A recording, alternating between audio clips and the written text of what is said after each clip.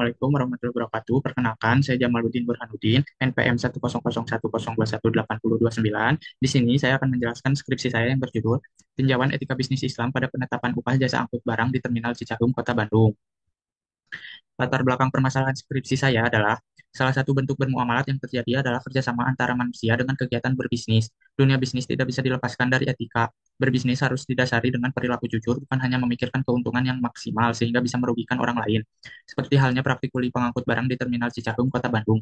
Praktik tersebut melayani jasa angkut barang yang sebagian besar pengguna jasanya adalah para penumpang angkutan yang berada di Terminal Cicaheum. Dalam praktiknya, fenomena yang terjadi di lapangan, kuli pengangkut barang tersebut menawarkan harga yang tidak pasti, seikhlasnya atau sukarela. Lalu, ketika sudah sampai tujuan, petugas jasa angkut barang meminta tambahan upah yang tidak sesuai dengan perjanjian awal, sehingga jasa angkut tersebut meminta tambahan dengan menghitung dari barang yang ia bawa.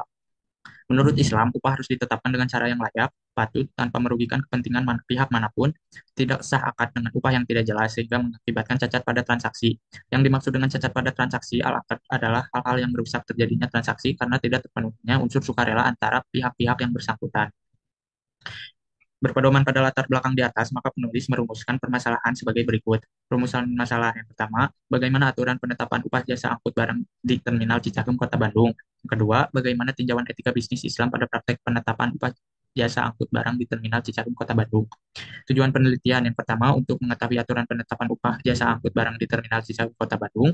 Yang kedua, untuk mengetahui tinjauan etika bisnis Islam pada praktik penetapan upah jasa angkut barang di Terminal Cicaheum, Kota Bandung. Landasan teori etika bisnis Islam adalah serangkaian aktivitas bisnis dalam berbagai bentuknya yang tidak dibatasi, namun dibatasi dalam perolehan dan pendayaan hartanya. Ada aturan halal dan haram, dalam arti pelaksanaan bisnis harus tetap berpegang pada ketentuan syariah atau aturan-aturan dalam Al-Quran dan hadis. Jasa angkut barang. Jasa angkut barang adalah petugas yang membawa barang bawaan calon penumpang yang hendak bepergian dan setiba di terminal. Penetapan upah dalam Islam. Upah berasal dari kata al-ajru yang berarti al-iwadlu atau ganti. Upah atau imbalan. Upah atau al-ujroh adalah pembayaran atau imbalan yang wujudnya dapat bermacam-macam, yang dilakukan atau diberikan seseorang atau suatu kelembagaan atau instansi terhadap orang lain atas usaha, kerja, dan prestasi kerja atau pelayanan servicing yang telah dilakukannya. Dan tujuan penelitian ini adalah yang pertama, metode yang digunakan adalah metode kualitatif. Sumber data yang digunakan adalah primer dan sekunder. Pendekatan yang digunakan adalah pendekatan deskriptif. Teknik pengumpulan data yang digunakan yaitu observasi, wawancara, dokumentasi, dan studi pustaka. Penelitian menggunakan studi kepustakaan dan penelitian lapangan. Penelitian ini dilakukan pada bulan Desember 2022 sampai dengan Maret 2023. Landasan teori yang pertama dan ada etika bisnis Islam. Hasil pembahasan aturan penetapan upah jasa angkut barang di Terminal Cicaheum, Kota Bandung. Berdasarkan pengamatan yang telah dilakukan, cara kerja jasa angkut barang di Terminal Cicaheum tidak saling sikut untuk mendapatkan calon pengguna jasanya, melainkan telah diatur dan dibagi menyebar di setiap penjuru terminal. Jasa angkut sangat berperan, apalagi di saat hari besar seperti Lebaran, karena banyak sekali penumpang yang akan pulang kampung menggunakan bis dan membantu barang bawaan penumpang. Upah yang mereka hasilkan tidak menentu setiap harinya. Jika dalam keadaan ramai, penghasilan bisa mencapai 100.000 lebih, dan kalau sepi kurang dari 30.000 rupiah. Bahkan tidak dapat sama sekali. Dalam sebulan, yang didapatkan sekitar 300.000 sampai dengan 800.000 rupiah. Tarif yang diberikan oleh kuli angkut atau biaya jasa angkut ini bervariasi tergantung berapa banyak barang yang dibawa dan berat yang barang tersebut. Setelah itu, kuli angkut dan penumpang mendiskusikan serta bernegosiasi dalam menentukan harga yang akan dibayarkan. Setelah sesuai dan terjadinya kesepakatan, kuli angkut akan membawakan barang-barang penumpang ke tempat yang dituju. Akan tetapi, sebagian besar yang dilakukan oleh kuli pengangkut barang ini sering menimbulkan hal-hal yang merugikan pihak pengguna jasa. Dalam praktiknya, ada saja oknum kuli pengangkut barang dengan menawarkan harga yang tidak pasti atau seikhlasnya asalkan diberi upah. Lalu ketika sudah sampai tujuan, ternyata petugas jasa angkut barang meminta tambahan upah yang tidak sesuai dengan perjanjian awal. Tinjauan etika bisnis Islam pada praktek penetapan upah, jasa angkut barang di Terminal Cicaheum, Kota Bandung. Dalam praktiknya, terdapat beberapa oknum petugas jasa angkut barang yang tidak menetapkan upah yang semestinya dibayar sesuai kesepakatan maupun tawar-menawar dengan konsumen.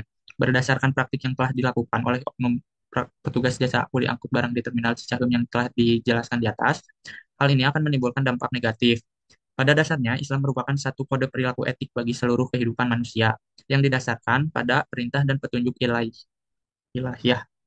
Etika Islam meliputi seluruh wilayah kehidupan manusia.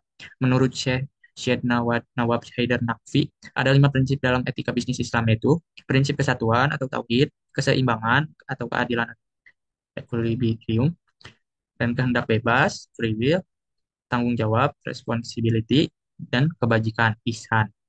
Dari kelima prinsip etika bisnis di atas dapat disimpulkan bahwa aktivitas petugas jasa angkut barang dalam penetapan upah yang didapatnya didasari berdasarkan kebenaran, kejujuran, dan rasa keadilan yang dilakukan petugas tersebut terhadap pengguna jasa angkut barang. Tetapi dalam penerapan upah jasa angkut barang di Terminal Cicahem yang diminta oleh petugas jasa angkut barang, ada ketidakjelasan.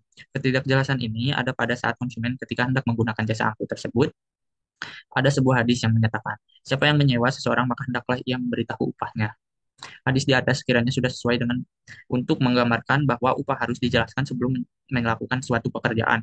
Memberikan upah kepada pekerja termasuk bagian dari apresiasi karena telah melakukan suatu pekerjaan. Jadi, penerapan upah jasa angkut barang di Terminal Cicahem kurang memenuhi prinsip etika bisnis. Karena dalam penetapan upah, petugas jasa angkut tidak menjelaskan secara jelas dan rinci sistem upah jasa angkut barang, sehingga mengakibatkan adanya ketidakadilan dalam praktik tersebut.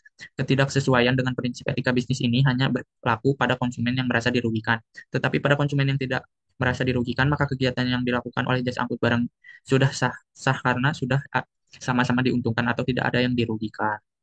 Sekian dari saya. Terima kasih. Assalamualaikum warahmatullahi wabarakatuh.